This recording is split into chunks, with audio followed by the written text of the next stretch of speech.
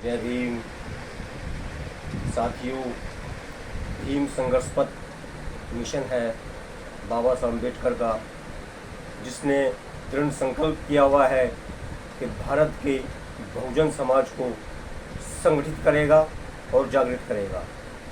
क्योंकि साथियों, ये मिशन बनाई इसलिए है ताकि जहाँ पर भी जितने भी विश्व में बाबा साहब के मानने वाले हैं, बाबा साहब के विचारों में आस्था रखने वाले लोग हैं, या जो भी उनके अनुयायी हैं, मैं सब उनको बताना चाहता हूँ कि भीम संघर्ष पथ बाबा साहब का जो संघर्ष का रास्ता है, जो बाबा साहब ने अपने जीवन में संघर्ष किया है, और बहुजन समाज को भी उन्होंने बताया कि वे जीवन में अगर तरक्की करनी है तो संघर्ष का रास्ता अपनाना पड़ेगा।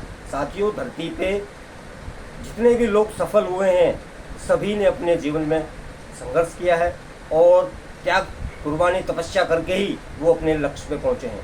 तो भीम संघर्ष पथ भी उसी संघर्ष के पथ पर चल रहा है, बाबा साहब के बताए हुए रास्ते पे चल रहा है। ये बाबा साहब का ही पथ है जो पूरे बहुजन समाज को एक नई दिशा, एक नई रोशनी दिखाने के लिए दिन रात कार्य कर रहा है। मेरा बहुजन समाज के लोगों से ये निवेदन है कि बहुजन समाज के लोग विलंब ना करें और भीम संघर्ष पथ मिशन, जो कि एक सामाजिक संगठन में, इसमें बढ़ चढ़ के जुड़ें। साथियों, जब तक हम लोग संगठित नहीं होंगे, जब तक बाबा साहब की विचारधारा जन जन तक नहीं जाएगी। पूरे विश्व में बाबा साहब क्या करना चाहते थे, हमें पूरे विश्व में बाबा साहब के जितने भी अनुयायी हैं सबको जागृत करना है। साथियों, मेरा जो यूट्यूब चैनल है भीम संघर्ष पथ, मेरा बहुजन समाज के लोगों से और बहुजन समाज के जितने भी पूरे देश में और बाबा साहब के जितने भी अनुयायी हैं, जो भी बाबा साहब में आस्था रखने वाले लोग हैं, मैं उनसे अनुरोध करता हूं कि इस भीम संघर्ष पथ चैनल को ज़्यादा से ज़्यादा देखें, उसको ज़्यादा से ज़्यादा शेयर करें, और जो भी बाबा साहब को मानने वाले लोग हैं उन तक मेरी इस भावना को, मेरे इस उद्देश्य को पहुँचाए। क्योंकि मैं कुछ धरती पर मानव कल्याण के लिए, ह्यूमन राइट के लिए बहुत कुछ करना चाहता हूँ।